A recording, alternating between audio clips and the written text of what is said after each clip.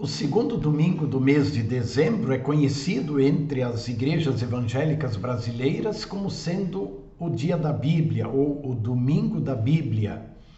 Ou seja, no domingo passado, dia 11 de dezembro, mais uma vez nós lembramos esta data. E está aí, ou esteve aí, uma oportunidade para refletir sobre o valor, sobre a importância da Escritura Sagrada na vida dos cristãos e também sobre a postura dos cristãos em relação à Bíblia. Também para pensar e entender os propósitos de Deus. Por que Ele, afinal, nos deu a Bíblia? Temos necessidade da Bíblia? Eu sou o pastor Reinaldo Lidke, da Comunidade Cristo de Porto Alegre, e esse é mais um momento de estudo bíblico da nossa comunidade, como acontece todas as quintas-feiras, às 19h30. E você é muito bem-vindo, você é muito bem-vinda para este momento de reflexão. Eu gostaria de começar dizendo assim, de que a Bíblia não nos foi entregue pronta, mas a Bíblia foi sendo escrita na medida em que Deus foi se revelando aos seres humanos. E esse é um ponto bem interessante. Qualquer livro que é lançado, ele é lançado pronto, ele é entregue pronto. Ele tem a sua introdução, o seu desempenho, o seu desenvolvimento e a conclusão. Com a Bíblia Sagrada não foi assim. A Bíblia foi sendo escrita na medida em que Deus foi se comunicando e foi se revelando aos seres humanos. E isso é muito interessante, porque na verdade a Bíblia Sagrada é uma biblioteca de 66 livros diferentes, através dos quais Deus foi se revelando, foi se mostrando aos seres humanos. E por isso, digamos, o período em que a Bíblia foi escrita é um período muito longo, de quase 1500 anos. E eu quero então hoje dar alguns destaques do porquê da Bíblia, dos propósitos de Deus com a Bíblia. E também considerar alguns destaques históricos. Como é que a Bíblia chegou até nós? Como é que a Bíblia chegou no Brasil? A partir de que momento nós temos a Bíblia Sagrada na nossa língua portuguesa? Uma vez que a Bíblia foi escrita, o Antigo Testamento na língua hebraica, também partes na língua aramaica, e o Novo Testamento foi escrito na língua grega.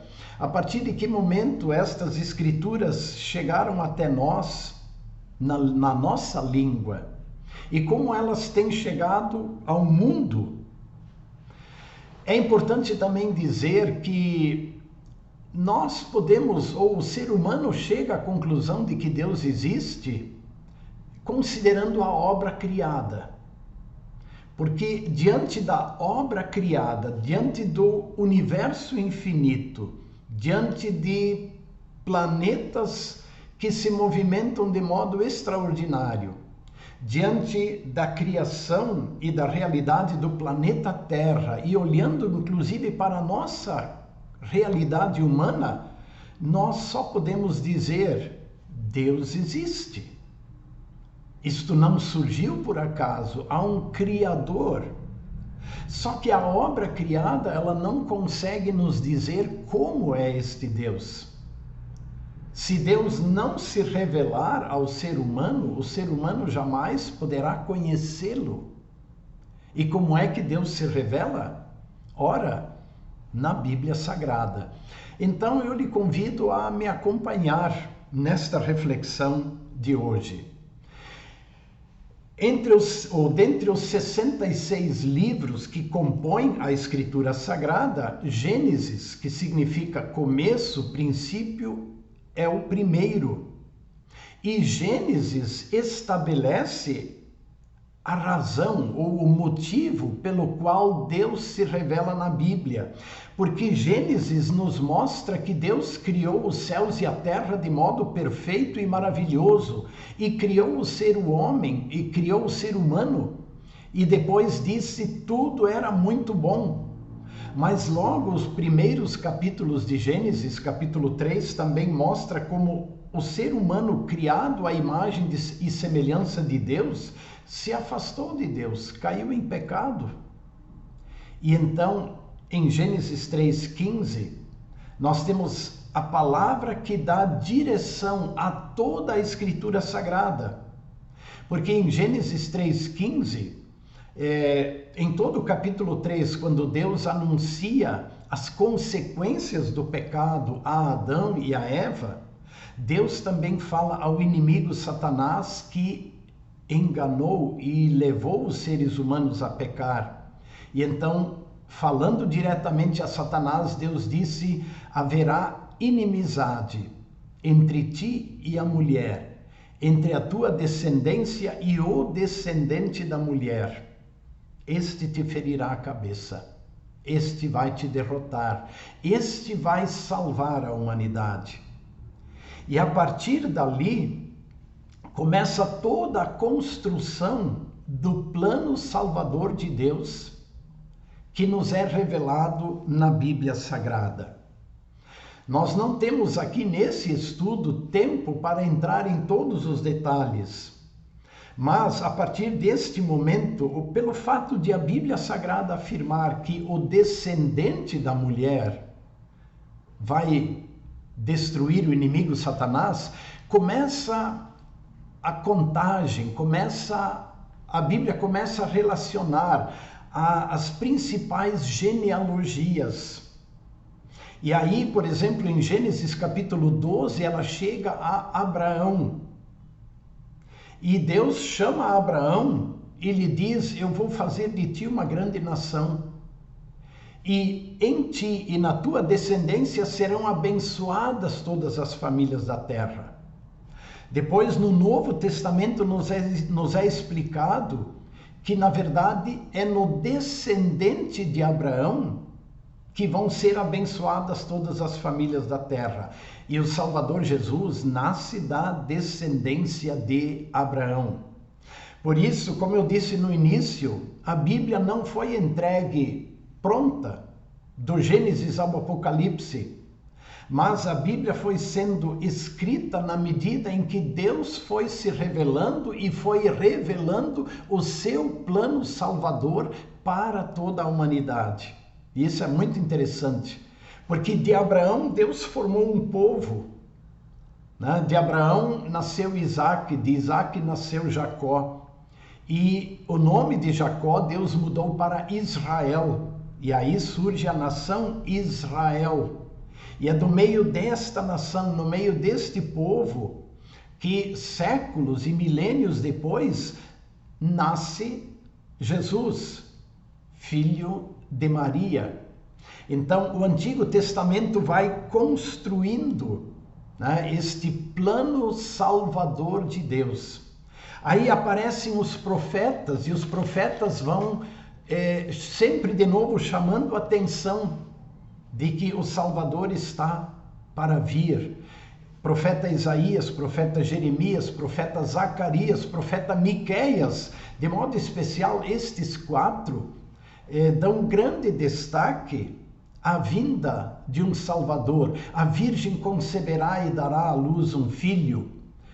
Um menino nos nasceu, um filho se nos deu, escreve o profeta Isaías. O governo está sobre os seus ombros. E o seu nome será maravilhoso, conselheiro, Deus forte, Pai da eternidade, príncipe da paz, e assim por diante. Então os profetas, né, ao longo de séculos, vão apontando este descendente da mulher, prometido a Adão e Eva, ele vai vir. E as profecias vão anunciando. Na medida em que este povo vai avançando, esta nação vai se solidificando com altos e baixos. Deus preserva o seu plano salvador. E ele está presente em todo o Antigo Testamento, até o momento em que finalmente nasce Jesus, e nasce em Belém, conforme o profeta Miqueias havia profetizado 700 anos antes. E tu, Belém, de ti sairá aquele que há de reinar em Israel. Pois bem, finalmente, a profecia lá de Gênesis 3, o anúncio de Deus, ele se cumpre na pessoa de Jesus. E quando o Senhor Jesus começa a reunir os seus discípulos e começa a ensinar, ele próprio vai mostrando a importância da escritura do Antigo Testamento, que é um conjunto de 39 livros diferentes, escritos em tempos diferentes, por pessoas diferentes, em contextos diferentes, mas que preservam aquele propósito de Deus de trazer o Salvador ao mundo. E para nós é importante lembrar que Jesus Cristo validou as escrituras do Antigo Testamento. Isso é muito importante. Quando Jesus se refere à escritura, ele aponta para elas como sendo a verdade. E eu destaquei 2 textos da palavra que eu quero enfatizar. Sabem, quando Jesus começou a ensinar, num determinado momento ele voltou para a sua terra natal, Nazaré, onde inclusive ele foi rejeitado. Mas num sábado, isso está em Lucas capítulo 4, a partir do verso 16, Jesus entrou numa sinagoga e aí pegou a escritura, né? E ele pegou o texto do profeta Isaías, e os livros existiam em forma de rolos, então ele tinha diante dele o rolo do profeta Isaías, e aí ele leu aquela parte onde está escrito assim: o Espírito do Senhor está sobre mim, porque ele me ungiu para evangelizar os pobres, enviou-me para proclamar libertação aos cativos e restauração da vista aos cegos, para pôr em liberdade os oprimidos e proclamar o ano aceitável do Senhor. Então, esta é a palavra que o Senhor Jesus leu. E essa palavra está em Isaías capítulo 61. Aí, o texto continua assim: tendo fechado o livro, Jesus o devolveu ao assistente e sentou-se. Todos na sinagoga tinham os olhos fixos nele. Então Jesus começou a dizer: hoje se cumpriu a escritura que vocês acabam de ouvir. Observaram a importância disto? Jesus tem o livro do profeta Isaías, lê o capítulo 61, que se refere ao Salvador, e então, fechando lá o livro, devolvendo-o ao assistente, ele diz: eu sou o cumprimento da Escritura, né? Vocês estão vendo a mim, eu sou o prometido, em mim as Escrituras se cumprem. Um outro momento vale a pena destacar, quando os saduceus discutiam com Jesus, porque eles não acreditavam na ressurreição dos mortos, e então estabeleceu-se um diálogo, uma discussão deles com o Senhor Jesus. Na conclusão da discussão, Jesus disse para eles o seguinte, isso está em Mateus 22, a partir do verso 29. O erro de vocês está no fato de não conhecerem as Escrituras nem o poder de Deus. Vocês estão no erro por quê? Porque não conhecem as Escrituras. De que Escrituras ele falava? Da Escritura do Antigo Testamento, que o povo tinha nos mesmos 39 livros que nós temos hoje. E Jesus então concluiu: quanto à ressurreição dos mortos, vocês nunca leram o que Deus disse a vocês? Eu sou o Deus de Abraão, o Deus de Isaac e o Deus de Jacó. Ele não é Deus de mortos, e sim de vivos. Então, vejam, para orientar ou para mostrar um erro, Jesus usa a Escritura. E a mesma coisa acontece com os apóstolos do Novo Testamento. né? Quando eles, por sua vez, agora vão escrevendo, vão falando e relatando. Por exemplo, o apóstolo Paulo, na carta a Timóteo, capítulo 3, verso 16, ele lembra que toda a Escritura é inspirada por Deus. Claro que o apóstolo Paulo ainda tem em mente a Escritura do Antigo Testamento. E ele diz, toda a Escritura é inspirada, ela é útil para o ensino, para repreender, para corrigir, para educar. Também o apóstolo Pedro, na sua segunda carta, capítulo 1, verso 21, ele escreve, lembrando que nenhuma profecia da Escritura foi dada por vontade humana. Entretanto, homens falaram da parte de Deus movidos pelo Espírito Santo.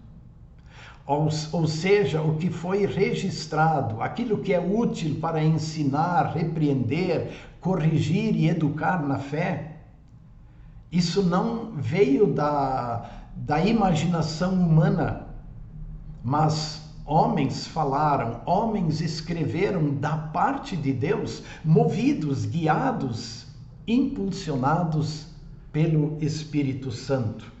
E também acho muito significativo aquilo que o apóstolo Paulo escreveu aos Coríntios, lá no capítulo 15 de 1 Coríntios, é o grande capítulo da ressurreição.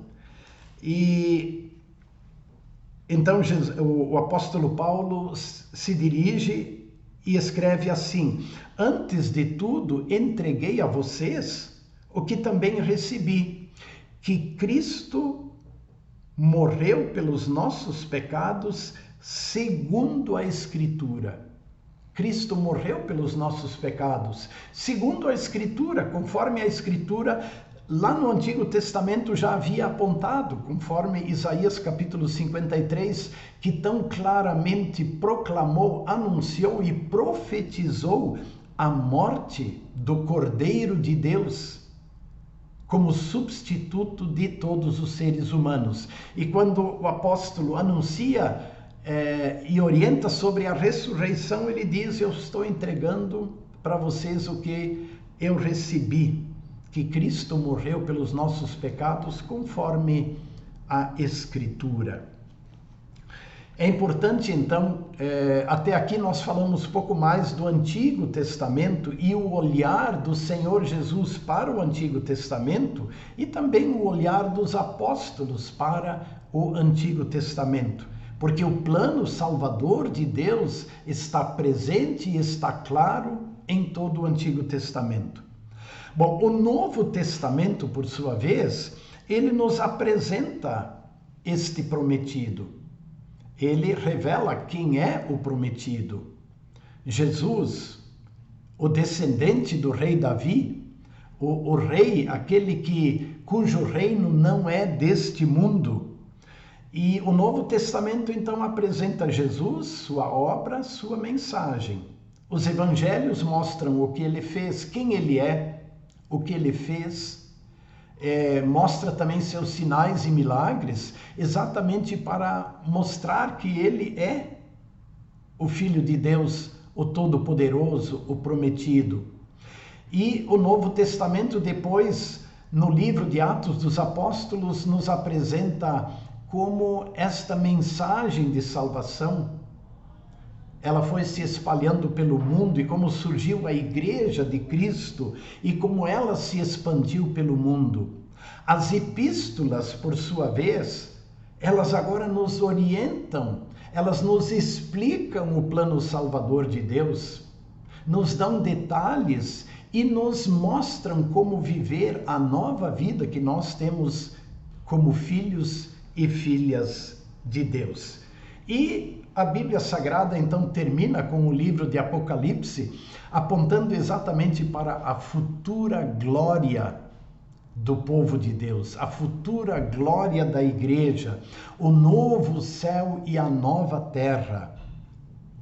Então, ali nós temos um período extremamente longo em que Deus foi se revelando. E na Epístola aos Hebreus nós podemos ler o que o apóstolo escreveu, de que Deus se revelou muitas vezes e ele falou muitas vezes e de muitas maneiras aos pais no Antigo Testamento. Mas nestes últimos tempos nos falou pelo próprio Filho, a quem ele constituiu herdeiro e salvador de toda a humanidade. Então nós temos esta maravilhosa revelação de Deus, que, como eu disse no início, ela foi sendo escrita na medida que Deus foi se revelando e na medida em que seu propósito salvador foi se estabelecendo, foi sendo construído.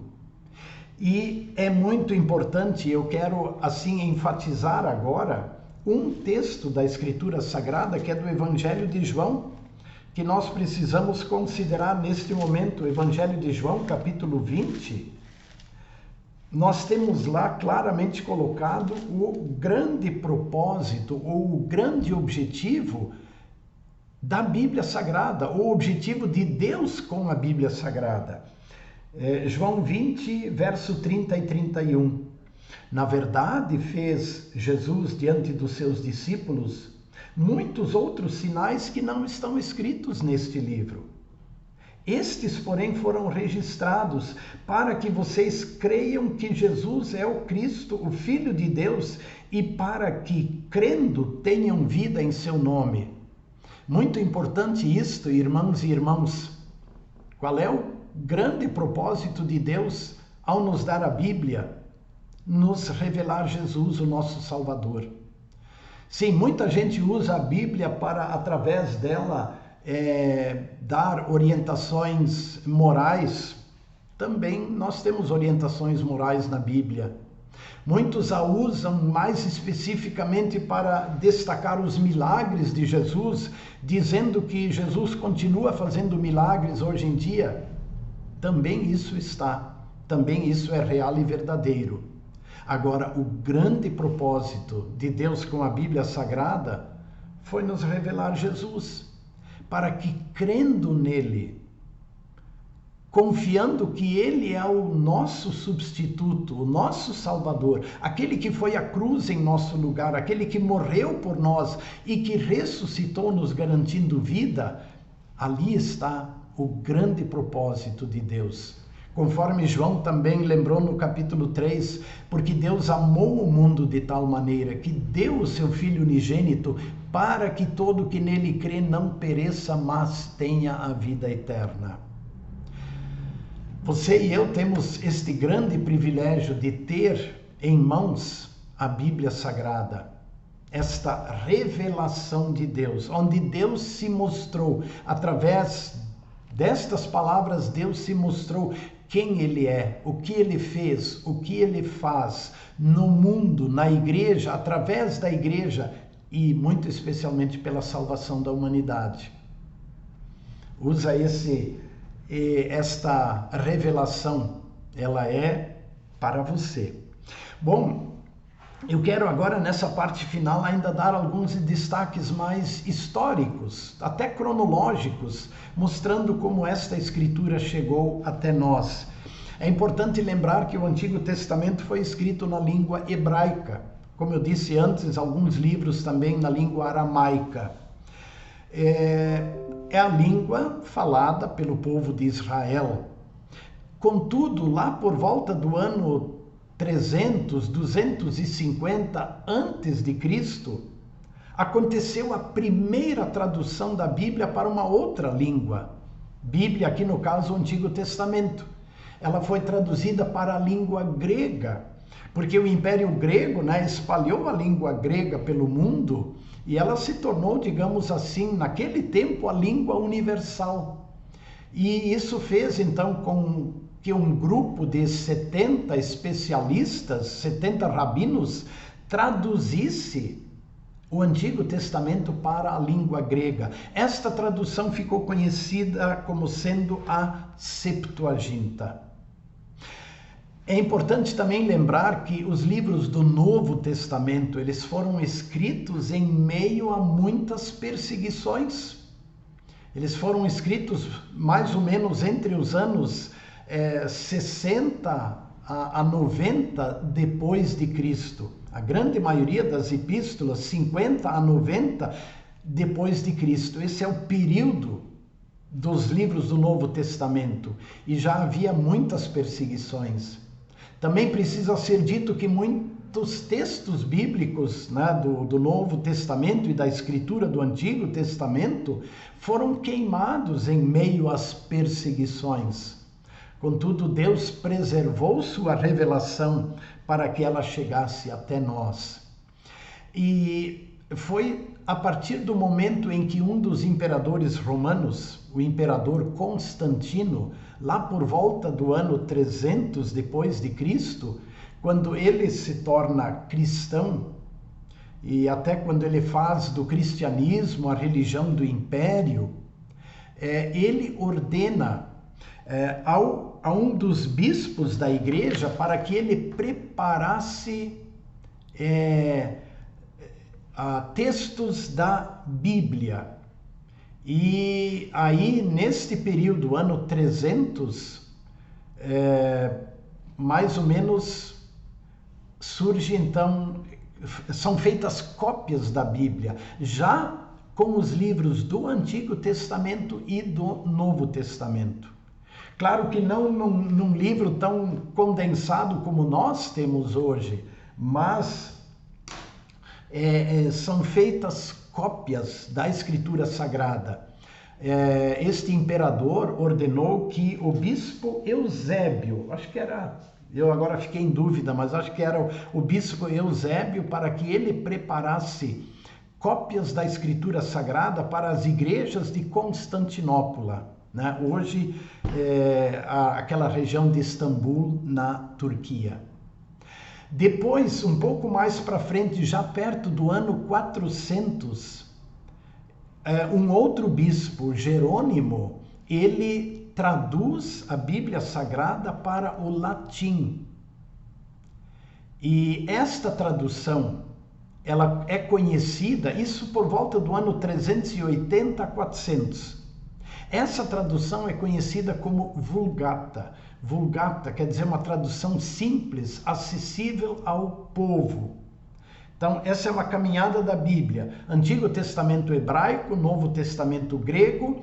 Antes de Cristo ainda há uma tradução do Antigo Testamento hebraico para a língua grega. Depois, lá por volta do ano 300, já surgem cópias da Bíblia como um todo. Perto do ano 400 depois de Cristo, a Bíblia toda é traduzida na língua latina, conhecida como Vulgata. E posteriormente, aliás, com Jerônimo tem mais um detalhe interessante. Pela primeira vez, Jerônimo usa a expressão Bíblia, que é também que se assemelha também à biblioteca, exatamente porque ela é uma coleção de livros sagrados. Então, também é nesse tempo que surge esta expressão Bíblia. Bom, aí a gente dá um salto um pouco maior, vai até perto da Idade Média, quando então surge a imprensa com Gutenberg. Gutenberg viveu entre 1397 e 1468. Vejam, bem perto já do tempo em que nasceu Martinho Lutero, perto da Idade Média. Então surge a imprensa. E com o surgimento da imprensa também surgiram várias novas traduções da Bíblia para diferentes línguas. Eu anotei algumas coisas, como por exemplo, em 1462 a Bíblia foi traduzida para o alemão. 1462, 1471 para a língua italiana, 1474 para a língua tcheca, 1477 para o holandês, 1478 para o francês, 1490 para o espanhol, 1491 para a língua russa e 1495 para a língua sérvia. Então, a imprensa inventada por Gutenberg, permitiu e facilitou a tradução da Bíblia Sagrada para as mais diferentes línguas predominantes na Idade Média. E aí aconteceu também a tradução da Bíblia por parte de Lutero. Em 1534 foi editada a primeira, surgiu a primeira edição da Bíblia de Lutero, a tradução para a língua alemã. E essa se tornou uma das mais importantes traduções no mundo da fala da língua alemã. Bom, resta ainda uma pergunta: como é que a Bíblia chegou aqui no Brasil? Brasil, digamos, descoberto pelos europeus, né, em 1500. E é sempre importante lembrar que o Brasil não foi descoberto nesse momento, né, porque foi descoberto pelos europeus, porque aqui já viviam os povos indígenas. Mas o que se tem notícia é que no ano de 1500, e eu estou aqui usando este livro, História da Bíblia no Brasil, em 1557, os franceses, liderados por Villegagnon, trouxeram ao Brasil a primeira Bíblia, em francês, né, em 1557. Em 1645, vejam, 1645, João Ferreira de Almeida, um português, né, convertido ao protestantismo, ele iniciou a tradução da Bíblia para a língua portuguesa, 1645. Alguns anos depois, 1681, quase 40 anos depois, é publicado em Amsterdã, na Holanda, o primeiro Novo Testamento em português, na tradução deste João Ferreira de Almeida. Em 1712, o navio holandês traz para o Brasil 150 exemplares do Evangelho de Mateus na tradução de João Ferreira de Almeida. Olhem que interessante, 1712. Essa tradução de João Ferreira de Almeida, que é largamente usada no Brasil e também por nós luteranos, 1712, ou seja, há 300 anos atrás, ou mais precisamente há 310 anos atrás, vem para o Brasil primeiros exemplares do do Evangelho de Mateus, na tradução de João Ferreira de Almeida para o português. Em 1751, foi publicada a primeira Bíblia em português, na tradução de João Ferreira de Almeida. Aí, no caso, a Bíblia toda. Em 1804, foi fundada a Sociedade Bíblica Britânica e Estrangeira. E essa sociedade bíblica, ela era responsável pela maioria das traduções e impressões da Bíblia para diferentes línguas, também para a língua portuguesa. Depois, dando um salto um pouco maior, em 1908, as sociedades bíblicas publicaram o Novo Testamento na tradução brasileira. Em 1917, as sociedades bíblicas lançam a primeira Bíblia completa na tradução de João Ferreira de Almeida. Em 1944, a imprensa bíblica brasileira imprime no Brasil a primeira edição da Bíblia na tradução de João Ferreira de Almeida, versão revista e corrigida. E assim por diante. Só mais 2, 3 detalhes. Em 1948, 1948 é fundada a Sociedade Bíblica do Brasil, que aqui no Brasil atualmente é talvez a maior organização para traduzir, imprimir e, digamos assim, divulgar a Bíblia Sagrada pelo mundo. Em 1948, fundada a Sociedade Bíblica do Brasil. Em 1956, a Sociedade Bíblica imprime sua primeira Bíblia aqui no Brasil. Em 1959, é lançada pela Sociedade Bíblica a versão da Bíblia revista e atualizada. Talvez a edição mais usada pelas igrejas luteranas até os últimos anos, até pelo menos ano 2000. Em 1973, a Sociedade Bíblica lançou o Novo Testamento na linguagem de hoje. Em 1988, ela lançou a Bíblia na linguagem de hoje. Em 98 foi lançada a primeira Bíblia eletrônica.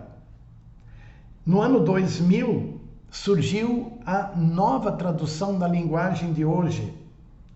Em 2002 foi lançada a primeira Bíblia em braille na língua portuguesa e assim por diante. Eu vou parar por aqui porque já temos 35 minutos de reflexão. Mas eu trouxe este assunto hoje exatamente para nos lembrarmos desse importante tema da Bíblia Sagrada, a revelação de Deus que está ao alcance do ser humano. Aproveite essa oportunidade, faça o seu programa de estudo da Bíblia. Não basta sabermos muita coisa sobre a Bíblia.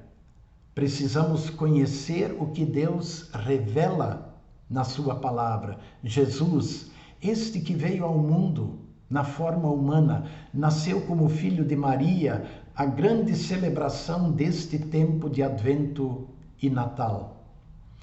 Que esta palavra, que é lâmpada para os pés e luz para os caminhos, ilumine e guie também a tua vida. Aqui da parte da Comunidade Cristo, convidamos você para toda quinta-feira acompanhar esse momento de estudo bíblico. Convidamos você para também presencialmente aqui participar da celebração do programa de Natal, quinta-feira, no próximo sábado agora, dia 17 às 20 horas, nosso primeiro programa de Natal com a participação das crianças e dos adolescentes. No dia 24, véspera de Natal, mais um programa com participação do coro e da congregação. E também os cultos de Advento e Natal, domingo, dia 18, também no dia de Natal, dia 25, às 10 horas e às 19 horas. Que Deus lhe conceda um abençoado tempo de Advento e que a Santa Palavra de Deus seja lâmpada e luz para a sua vida. Amém.